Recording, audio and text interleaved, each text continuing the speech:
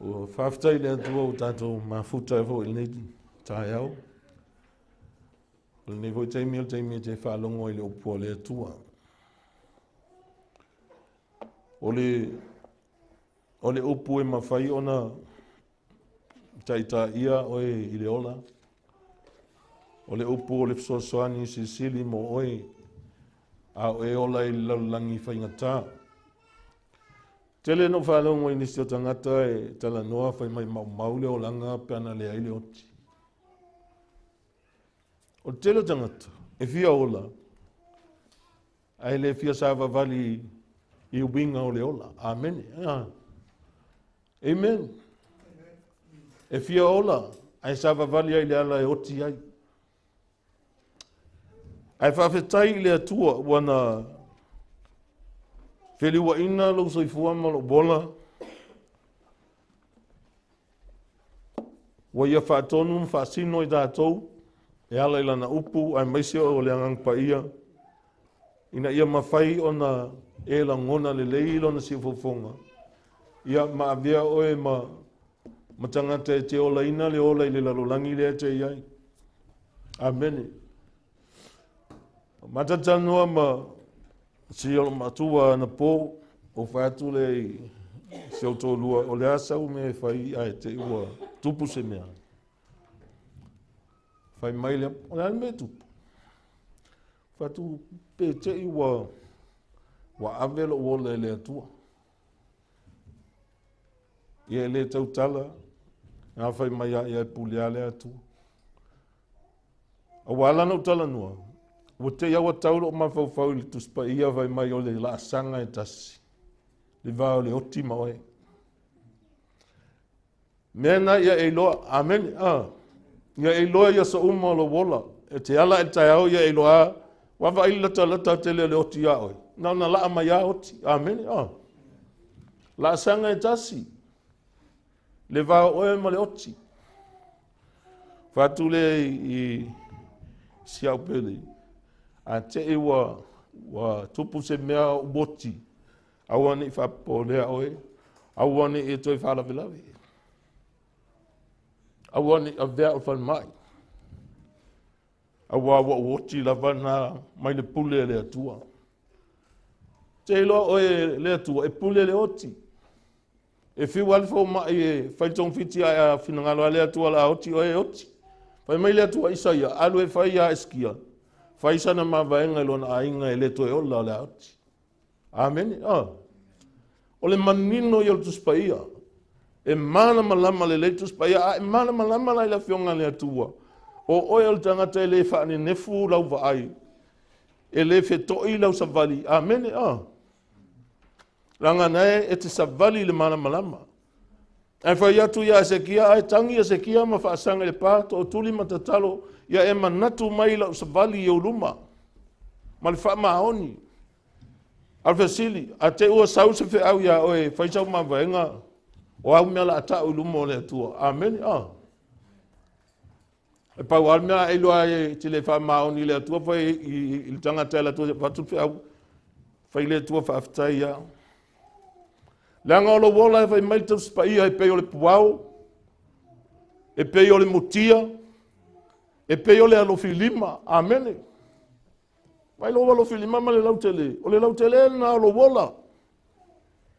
Mataltala no alea ma si autolua, fatu wa ta fa solo na matutua, wa mou ma li atuale manos. O fa solo nga iloti.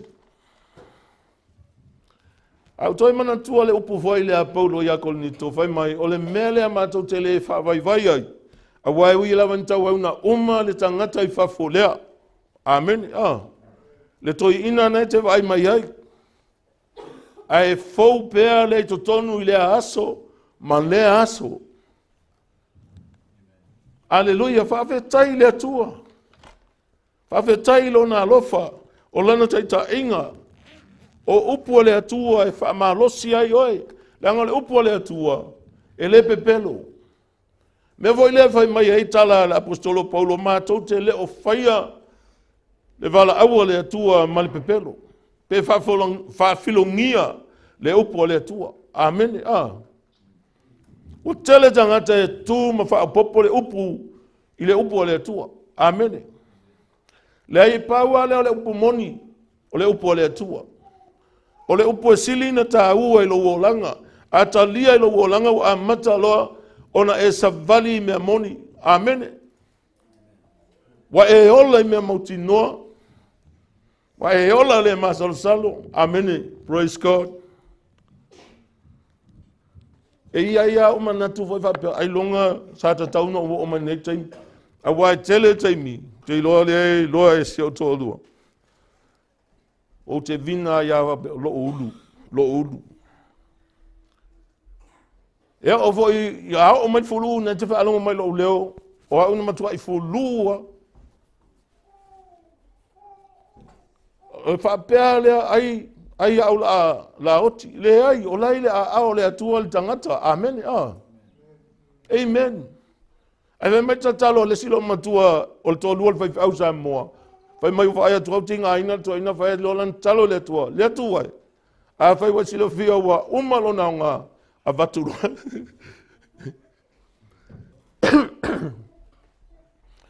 E le whapena le atua. Amen. E tuupe le atua le manoel jangata. Alleluia. A e au ngā o tatina me whaumi e le atua lo bola. Amen. Le anga e mafaufau lo tangata. A tato mafaufau yo tato tangata. Wale aia se sengo tato malsamala. O spena. O faa'au. Amen. O mefa inga luenga. E la ao le atua. E whaunga ina e le atua. Amen. A whaunga la e oel mefa inga luenga. Po le ala vale tu watu ma se e whaangifu. E le aia whaapea mai mefa inga luenga. Ai, so e wati ngā. E whaapea nā tanga lue le lei mo le atua. E le whaasea. Ai wa ai po a me wha le tonu. Awa te popole. Ia e fia i le atua. Amen. Le anga e misia o e wangalo. E alu loa e tu. Ai whai metus pa i o le atua. E iai i mea uma. Alleluia. Praise God. O le tua inga o langa na tauntato wola ina. I le vai taimi lenei. Ola talitonu i le atua. Ola mafuta ma le atua. Pe te le va ai le atua. Ai la i o tafa. O lai fe'au i ma oi. Amen. Na te sila fia mau me se. Pea fai e te ola e te le talitonu le atua. Amen. O lea sa tala noa ile vai aso utua nai. Ola pe SAVALI e TUSA o le FANAU o le MALAMALAMA. Amen. Su e la lau tusi le Efeso e fa. Ai toi Faitau ai fai upuna.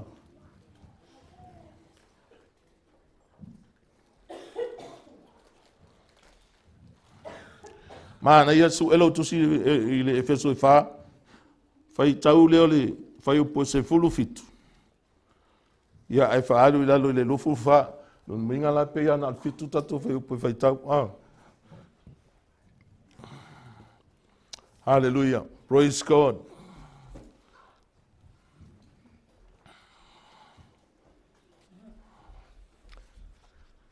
E faapea mafaufau le steng. A wae le pa ufua le upu le atua e pe on tusia e isaia. Fai mai le atua o la upu. E le foifua. E a latu la upu e whaia me finangalo i le upu. Amen. E manuia le mea e awina i la upu. Amen. E whapena la le upu le atua i a tātou pe fia e talia. Ma walau tusi le Efeso na e wha tātou Faitau whatasi mai whai pusu fitu anga i lalo i le luasu man wha Faitau. O lenei, o te whai atu i a te outou, ma tā utino atu lenei mea i luma o le Alii. Au atu te toe savavali faapei o isi nuu faapaupau uma. O e savavali le valea o latou loto. Lo faapouliuligia o latou mafaufau. O liliueseina i latou i le ola o i le atua. Ona o le valea wa ia te i latou. ona ole maaa o latou loto. O latou le lagona se mea. Ua tuuina atu i latou ia i latou i le e fai mea leanga umalama ma le tuuina nau i ai. A o outou.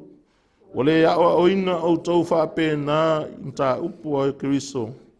Ina ua outou whanongo longo ia te ia. Ma ua oina i lana ma ta upu. E tusa ma le upu moni ua ia Yesu. Ina ia outou ese le tangata tuai o lo ua leanga. E tusa ma le a mionga whaana mua. E tusa ma tu...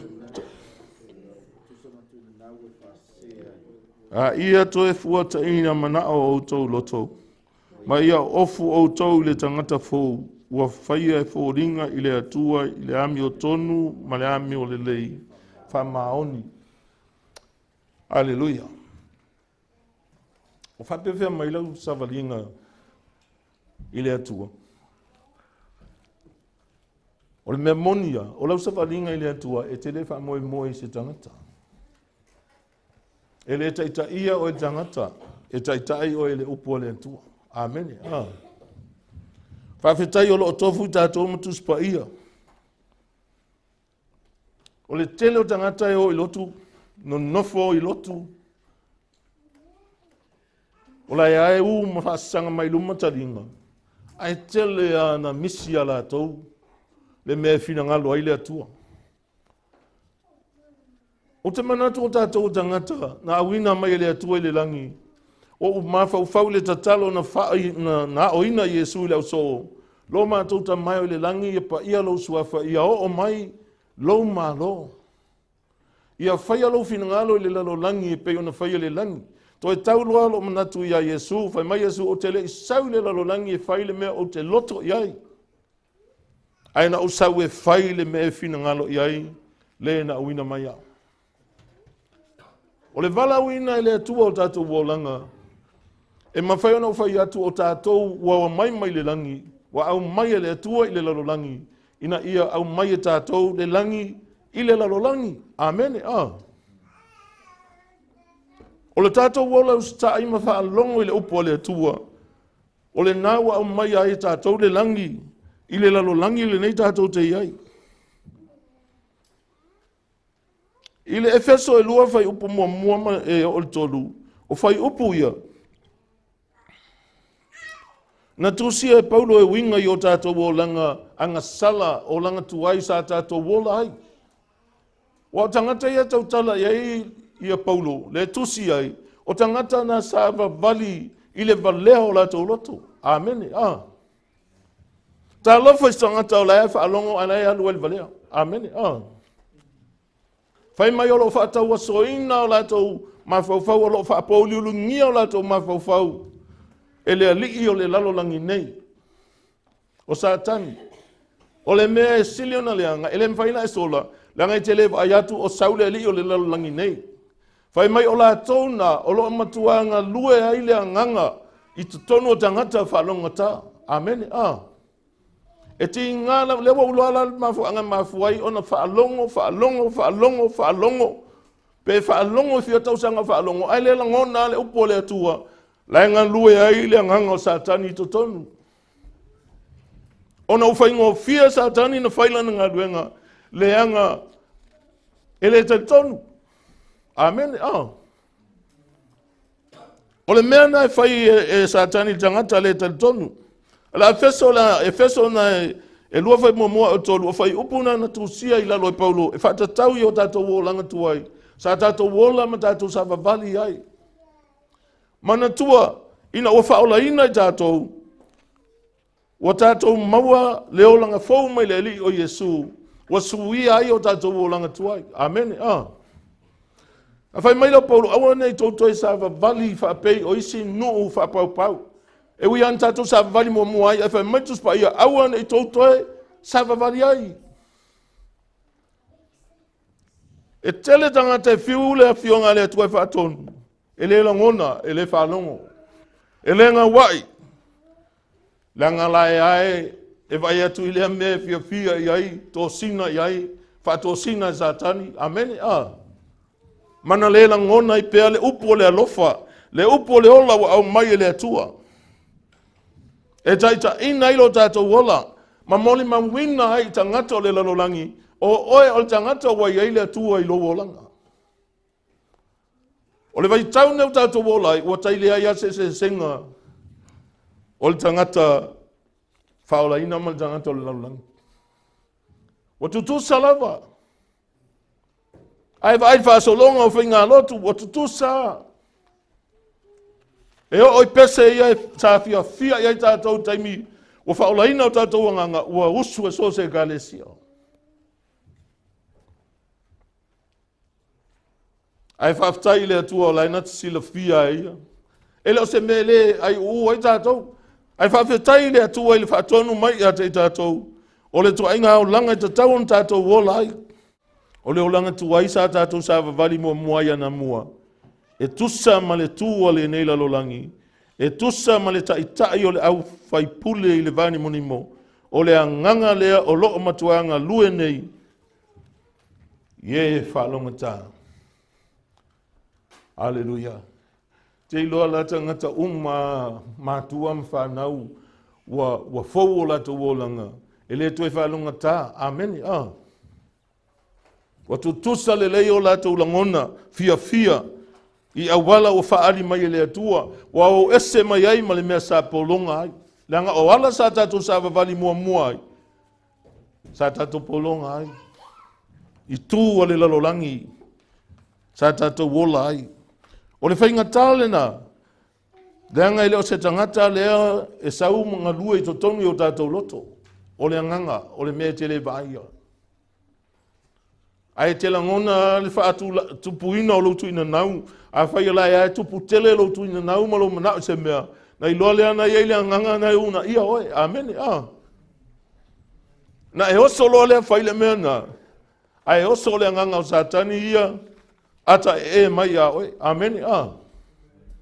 Po le ala lo fia manuia. O lewa o mai le atua le upu e te manuia ai. Le taita inga te savali ai. Ai a whai o nei lava talia oe Aso Sa le Alii o le laulangi. E te le manuia. Amen. Amen. Masani na outou tala ia elia i aso. Fatu e pewhai atu tangata ia oe ia e manuia. Ai te le SAVALI ma e ola i ala o manuia. Ai whai ai si awala te le manuia o le taisaoa e te le manuia. Amen. Amen. Aleluia. Le nganga o satani, o le nganga satani. Te le vai atu o sau satani na elu le atoa. Patoa e te iana wa e vatua pa utangata. Amen. Pe te ivo e tutua e vai atu o tangol tangata i lua fata i faamalama. Amen. O mea whapena. Te lo mea nan tato wa mio umaia. Le lope fia lolo foi. Sio wai pua ai lai pua ale stangata ai lon pua ale ai ngal pua ese. Amen. Ai fa fetai le atua. Fa fetai le atua. Fa fetai le swinga le atua o tato wolanga. Fa fetai ia o onga le atua. Wa au mai ai le swinga ia te tato. Hallelujah. Praise God. Ile lua koni toi fafa i poi fa. Wa fata wa soina manatua ila tou o ele tali tonu ele atua o le lalolangi nei ina nei pulatu ia te ila tou le malamalama o le tala le lei ile mamalo ke riso wa tusa o ia ma le atua te ilo o afata waso ele li o le lalolangi manatu tangata e te fiua e tala noa fia iai. Amen. Ele ai ile tino ai esial mela ta ne ele mafaufau. Amen. Amen. Te ilo me na ala ina. A va aitanga tapo le la ifafo atu. Isawa mion fa pe vai e lotu e vaveia satani e unai oe to yoso foi to mon mauia oe. Amen.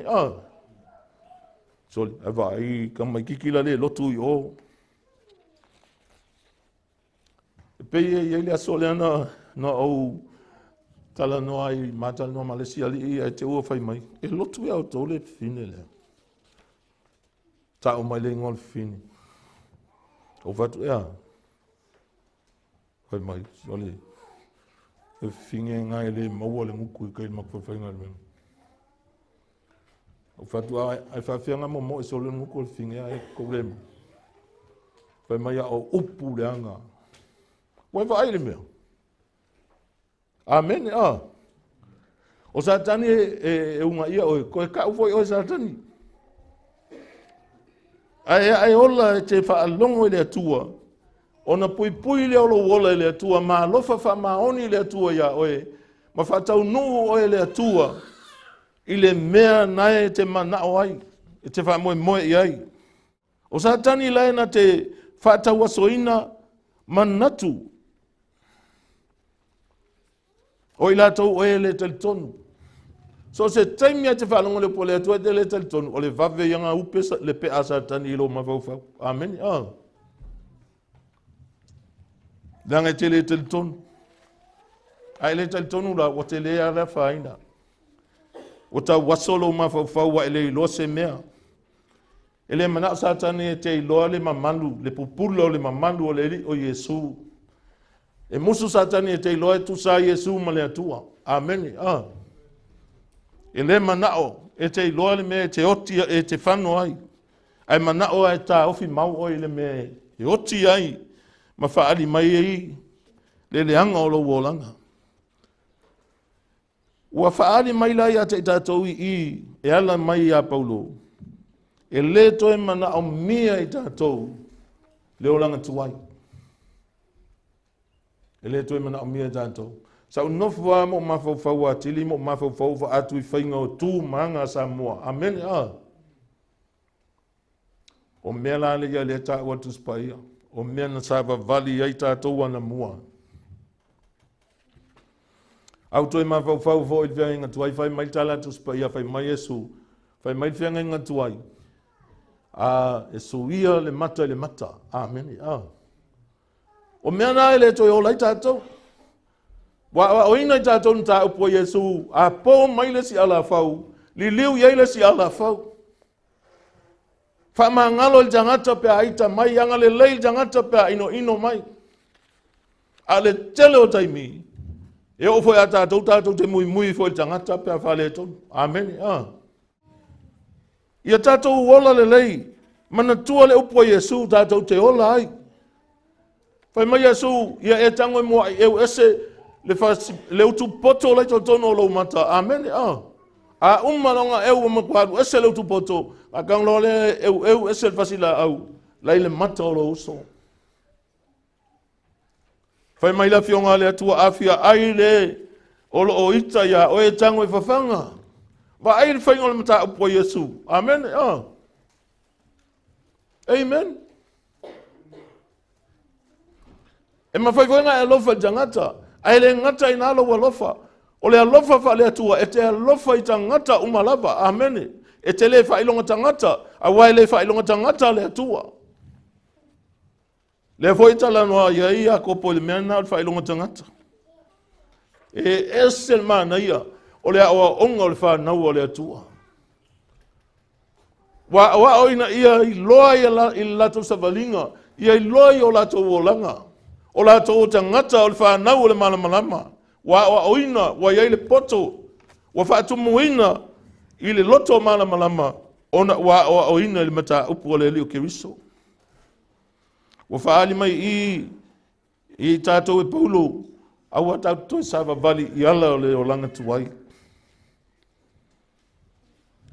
Tu, le ilo apo i le sitaimi te alu le olanga fau. Punga i o le olanga tuai. Amen. E te sawala te tu ai luma le tua.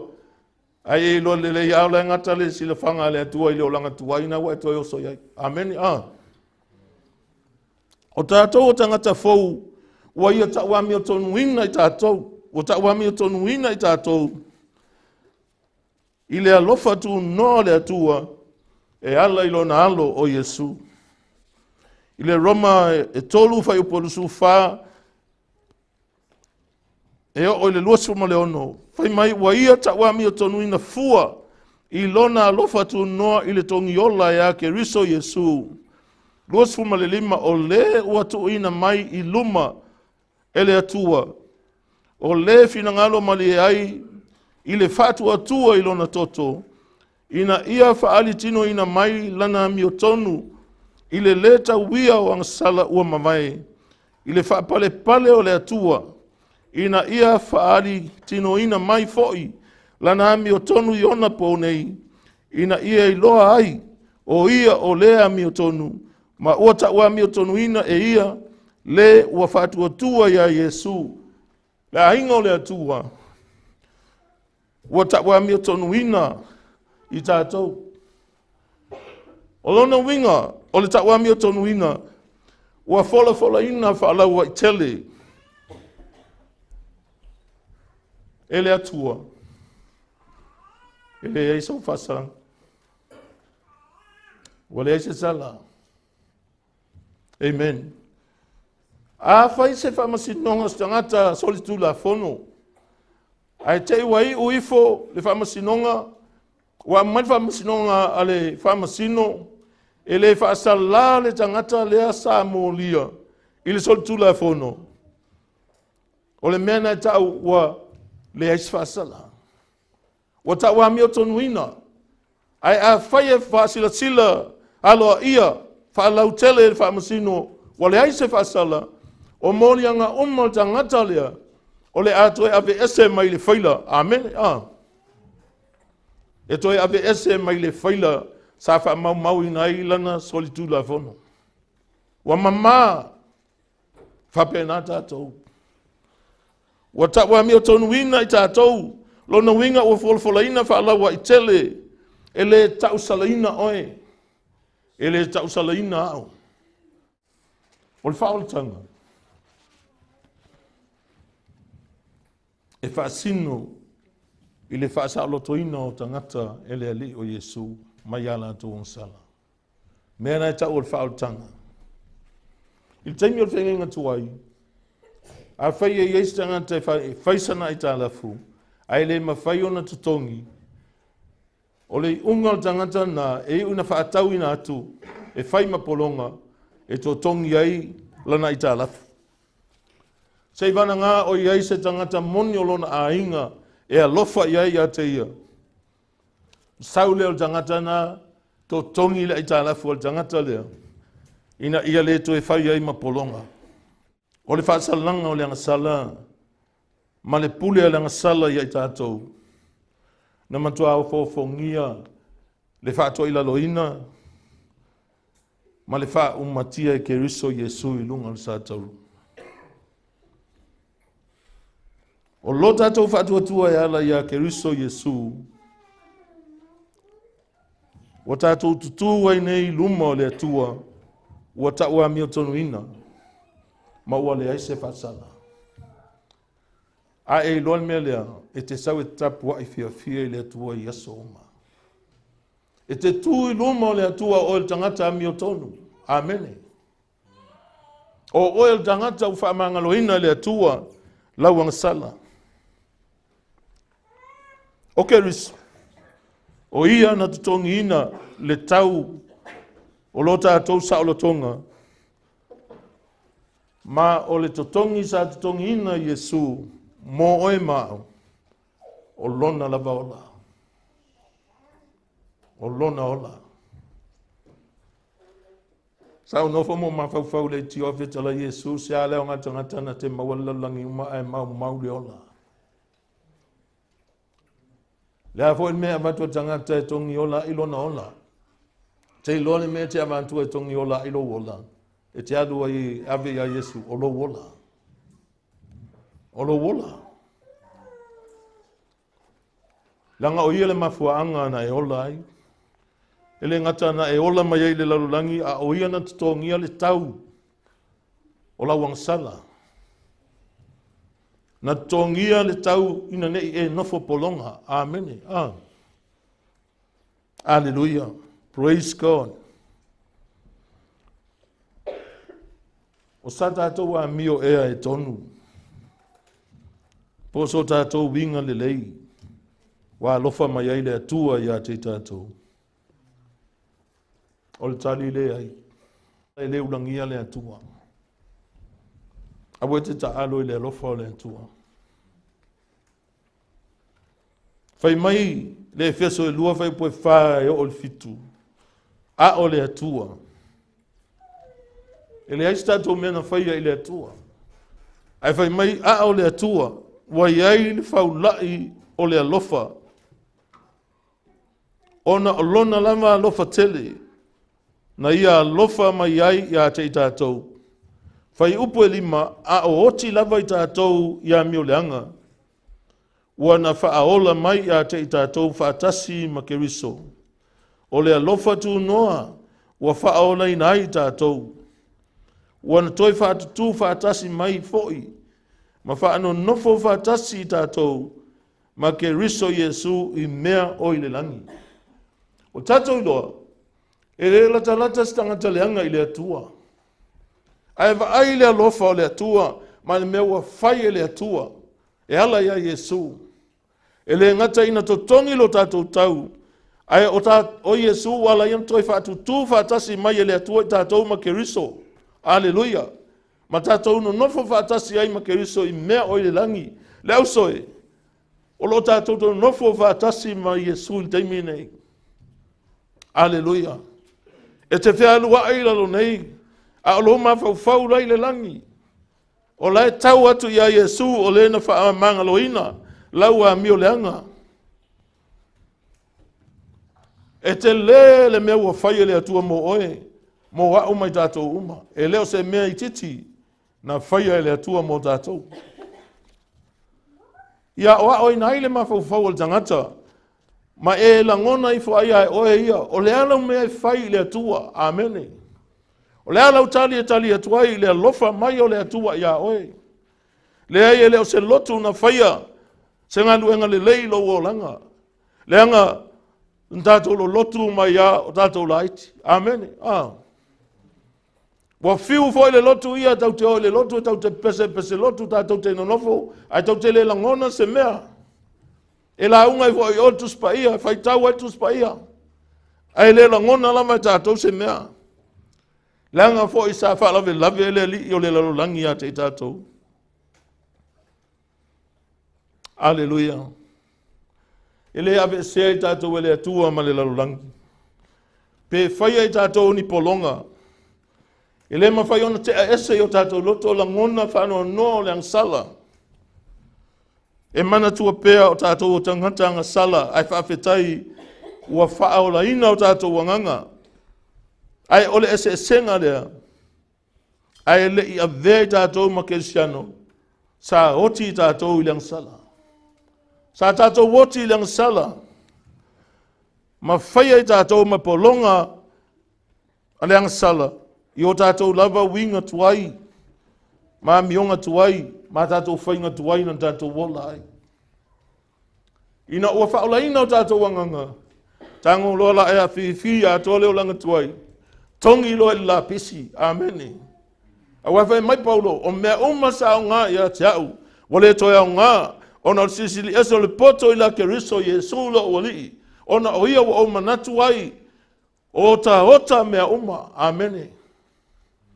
Aleluia. A weke whapepe leangi mea le lalolangi. Ti ai. Wa lata lea fio mai le li whaolo o Yesu. I le Roma e tolu whai upo lufu tasi. Ma lufu lua. Au lenei ua whaalia mai le ami o tonu a le atua. E le o iai le tūlaifono. Ua mori mau iai le tūlaifono. A atoa ma le au perfeta. O le ami o tonu le a le atua. I le whaatua tua iai Yesu keriso. E o oi tangata uma, mo tangata uma. Foi o e whaatua tua a wae le ese ese. E le ese ese lava. E le ai a se si tangata po se si atunu upo aia. Le malo losi o mea tau o se atunu ue le mwhaiau ngā sao ai tangata le ola e whawawau. Amene. E le mawai fo le ami o tonu. O le ami o tonu le ua au mai le atua e tātou. E le o se ami o tonu na maua mai le tūlai whono. A sa fisosoani e le tūlai whono. Nefe mai paulo o tūlai whono taita ia i tātou. O taita itama taita ia le tangata ngā ia Yesu. A olo ia Yesu. Wa e ola i le tūla fono a le alofa. Wa e alofa i le atua. Wa e whaasili le atua. Wa e whaamua le atua. Leanga o laima natu mai le atua Yahweh. Aleluia. E ei tangata ho ele fia tele le atua. Se vana ngawa yeni me tupu yo la tuwa lana. Na mbambe lo lena to tuli luma le atua. Ai le tala le poto Solomona lo Tusi Faitau to fai mai. Wa fiu le poto e valea le ese sintari. O le melea o te atahai o le poto na utautala. Pe a o mailo outou malaia. Awa le tala le atua na fai a Israelu. E valea atu le atua e mai le atua o i atua na tou au na iai. Efeso soani ya outou. Aleluia. E fai o tatou tuuina naunga. E fai o tatou loto. E fai me te mana o iai. E fai me te fia iai. Al fala velave. E te vaai atu loa wala ta lata mail fai nuta. Watoa e to tuli loa le o Yesu. Ale an me fai. Savali le upumonia le atua i aso uma o lo wolanga. Amene. A vea oe maupu, e faitauina e tangata, faitau e wo, o whenme e tadu iai, o lautau tala, iai loa ia wo.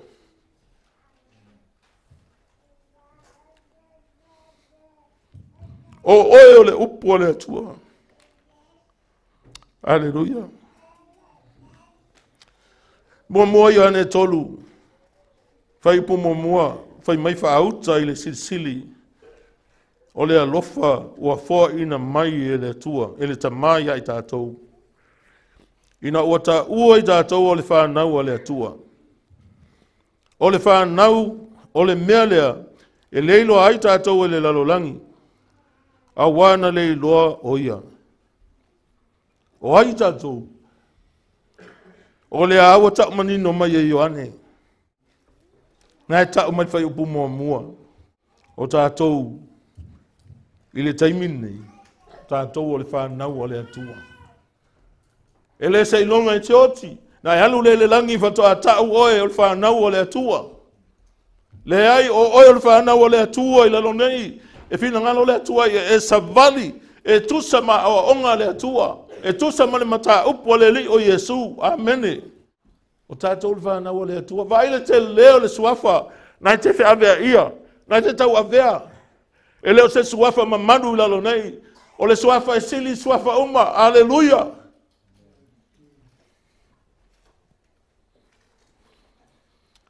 Aleluia. Te ilo le tangata botu. E nofo e mafaufau. E manatua le atua. E le whangalunga loa le atua. E fesili ilo na mafaufau se a se mea. O te tau i atu ia Iova e tusa malona lofa mai a te au. E le seilonga i eise mea tupu. Wai mo mia ile soani. Fatua e oso le Faitau salamo se lau lua tasi. Fasanga e o mata i maunga e o mai ai lo soani. Aleluia. O le mea silin o fia ai. E le hain masai o tātou i lalo i folfale nei. O lilo ya oe le matāitu o Yesu. Amen. Nanga wa o ina i tātou e tusa ma le matāitu o le li o Yesu. Aleluia. Fai mai fai tau le i tusi na Ioane le aupe le o le whanau i tātou o le atua i nei ona po.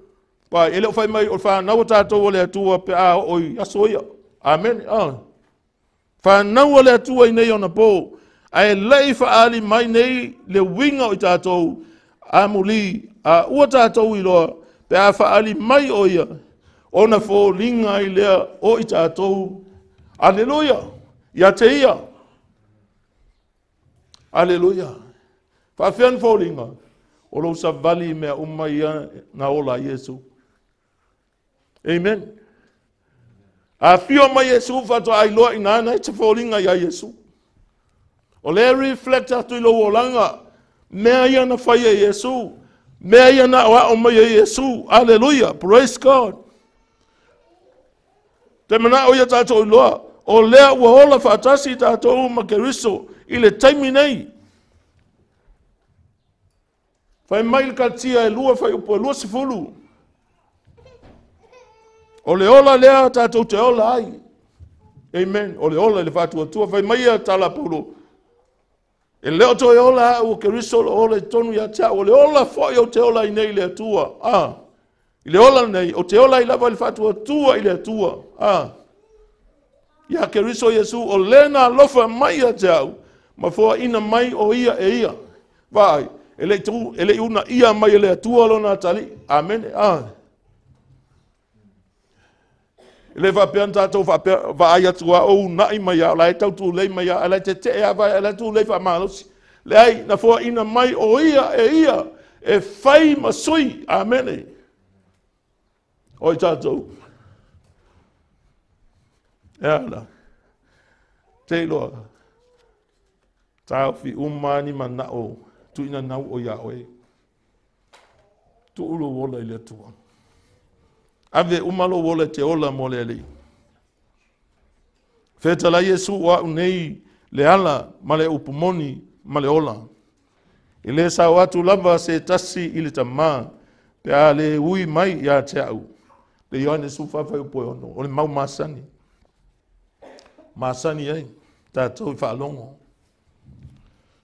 E mai Yesu, wa whaatusa Yesu, ia o le ala. O Yesu, o ia lo tātou awala i le atua le tamā. E mai Yesu, o ia o le upumoni. O Yesu, o ia le whaamauninga o wholofolanga le atua mō tātou tangata.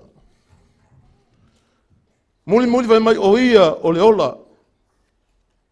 O Yesu, wana soso o ina mai le ola o le atua i o tātou tangata i le taimi nei ma le faapouliuligia. O e malamalama mai lau tala. O Yesu wana soso o ina mai le ola o le atua. Amen. Leanga whai mai Yesu na o sau ina ia latou maua le ola. Amen. Ma ia maua atili ai lava. O le ola na wha le atua. Wa au mai e Yesu ia oe e te ola i lalo nei. Ma e te ola i pea se i o le faapouliuligia. E te mawhai ona e ola i le faapouliuligia i lalo nei. Amen. Amen. Aleluia. O lou o langa fau mai le atua. E leo se o langa i toi iai se taimi toi sui ai. O le o langa faapouliuligia le na wa mai le atua. E te ola i lalo nei. E te ola fia ai. E te ola ai e ngalo ai a oe. Whainga tā le o langa o le lalolangi i latou tuuina naunga ma mea le anga uma. Amene. Ai te ola fia. E te ola oli le lalolangi. E te ola e la ngona le file mu o le atua i le lalolangi. Awa o lae te ola whaatasi ma le atua. O le a abatu oe te lua whaawawina le lava ola. I le whaavavau. Wa sau nia le atua mo tātou. O le ngau ia le aisesi mea na sau wai talana Yesu. Na ona ia ngā oi mawhasi mawhau matia. Wa o sau ina ia lātou maua le ola. Ia maua atili ai lama. Tātou ainga. Na sau Yesu ia tātou maua le ola. Ma ia maua atili ai lava. Le na le ola voi lele. Fai mai le Faife'au a fai te le talia Yesu ato anga oe ai e te ola i mea ai. Amen. Ai ngata i lalo nei. A o Yesu. Le ana feta lai i le autusi upumna fasa i fai mai o lo tino le mea ai moni. O lo toto le mea inu moni lea. O le ai mainu lo toto. E ola e faapouliuligia. Amen. Ola whapena, tātou wola malamalama. Savavali le malamalama. Ma malamalama i le mea le tūlanga. Wa whaia le atua mo tātou. E te le toi popole pe toi whanoa noa ai. O le tala le lei ato toa. E au mai i le vaitau lai. Focus. I le faiupu lea le Ioane tolu faiupu sfulu ono. Awa faapea lava ona alofa mai le atua i le lalolangi. Wa ia au mai ai lona talii e tō tasi. Ina ia le whano se tasi e whatua tua ia te ia. A ia maua e ia le ola e whapapau. E ese po na whai e fwisa utala melea. O momo ea whaila o miti whai maola te tū. O lae o te whaia le a onga i whai upu lea. Ai o te leo tautala. A o te valia le atra o whai upu. Aleluia. O le atra o tō tala lei. O le au mai tono o whai upu lea. E te vaai i le whai upu lea. E wha mafa ia ilau vaai. A wau whapea lava. O nā lofa mai lea tua i le lalolangi. Aleluia. E leo se lalolangi o ni la au. Le lalolangi o tangata. Le anga oil tangata na whaia i fōlinga o le atua. O a fōlinga. E leo vai malima. O le whaatusa mea na. A fōlinga lai whai mai ai Paulo le tusi a Efeso len tātou whaalongo nei ai. Whaia i tātou. Fōlinga le tangata fōu. E ami o tonu. E ami o le lei e whamaoni. Amene. Le ngata nai o ofu o tau tangata fōu. Tō esel tangata tuai o le anga. Ai tō esel tangata tuai. Wai mana tua le mea lea. E te whanonga tu lau tau oso mai sina mui mui lo mafaufau. O tau memo i maulau ngutu. O le tangata tuaina. Tō ese. O lo o le anga. I whapalangi la sau tuspa ia. Wa empty. O le tangata empty. I le ese me o iai. I le au ngā. Tango e tō ese. Fa maululo ofu fou le tangata fou o le ala ofu fou o Yesu. Aleluia. Aleluia. O Yesu le tātou te tau avea pei o Yesu. Aleluia. Thank you, Lord. A wā wa whapea lava o nā lofa mai le atua i le raulangi. Wa ia o mai eilo nā talii e tō tasi. Ina ia le whano se tasi. E whātua tua ia te ia. A ia maua e ia le ola e whapapau. Praise God. E te iloa o tātou o langan tātou wola mua mua. Sa whapolonga ina i tātou. Sa tātou alo lofa whapito. Sa tātou tau i masui. Sa tātou whaia mea leanga i isi tangata. Ai no wasau Yesu a wao i tātou. Whai mai Yesu se ale au ngā. Pea whai tau te alo lofa atu na o e alo lofa mai a te outou. Wao au mai a tātou afia aile tangata pe fia inu tangata o lo ita mai. O lo whai ia e o tātou fili Fai tātou mawhili o le tangata. Whawhanga. Te loa oe leo langana o mai Yesu ia te oe. Na o le alofa, alofa, alofa, alofa, alofa. O e whanau mai le atua. Ea. E la popoa i latou. E alo lofa i latou. O e whanau mai le atua, e alo lofa. E whanau e le alofa, le alofa. A whai e te alofa ma umalo alofa. O le alofa whatangata na. O le whaau tuunga o tātou mata o pulea talnoai. O lai TUSA. O oe o le whanau. Po oe o le tangata. O le Alii. O le MALAMALAMA. Amene. A tātou SAVAVALI le MALAMALAMA e pei ona iai Yesu le MALAMALAMA. E mawhai ona tātou whai mea fia ai. So tai whatasi. Ona o tātou tangata o faamaloina i le atua. O tau ami o tonuina i le atua. O le toto fo i o Yesu ke risolo na alo. E faamamai na i tātou. E le ai ama se anga sala faapei o le lava le toto. Amen. Amen. E le ai ase teimi faapei mai ai. O i marie. Faapele pele pele wanga sala na. Langa o le lava le toto e faamanga loi oe. E o mai nei. Lai ai lava. Ai o mai nei foi. O lai lava e ngā lue pea sa tani I loto o tangata whalonga tā. Awhai o iai se whaalunga tāi la noifu nei whane. Talia le upo le atua i lo loto. Whaalongo i le atua. Ustai le atua. Na oia na tila fia le lumana e mana usavalinga i mea lai whaatali i mai a oe. Ngā o le atua. Savali whaatasi ma le atua. Savali tua o le atua. Ese le poto o le atua. Whai mai Jesu muli mai a teau. Aleluia. Awa ana mua mua luma le lope tau atu loi whainga tampa fita auli toi ta amilo mai tua. Amen. A o le atua. Ele aise mea e poloka i le atua. Pe a tatou muli i le atua. Pe a tatou si usta i le atua.